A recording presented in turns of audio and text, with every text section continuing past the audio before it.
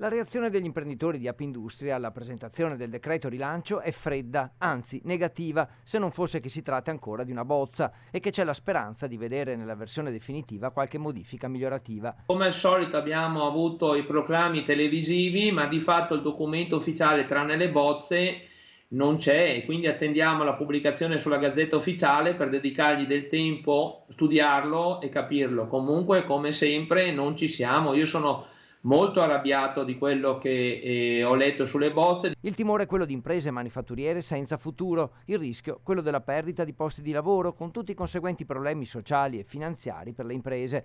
Altro tema di attualità, quello del bando per ottenere il rimborso delle spese di sanificazione. Sono arrivate le prime risposte, quindi i sanificatori che molte attività, soprattutto anche i commercianti, quindi chi ha all'accesso del pubblico all'interno dei propri negozi, quindi che stanno spendendo somme importanti, non verranno rimborsati, quindi i sanificatori non verranno rimborsati e verranno rimborsate solo i liquidi, quindi il materiale utilizzato per eventualmente sanificare. Il rischio, ad esempio, è quello di sanificare un negozio di abbigliamento spendendo molto, senza rimborsi e magari senza clienti che entrano. Altro esempio, aziende manifatturiere con un centinaio di addetti che hanno già comprato misuratori di temperatura sofisticati, veloci e costosi, ma avranno solo il rimborso pari a termometri laser del valore di poche decine di euro. Sono molto preoccupato, non tanto per quanto riguarda la salute nella mia regione che è gestita molto bene, ma per il futuro delle imprese venete e non solo, perché così ci stanno veramente mettendo in ginocchio. Sì,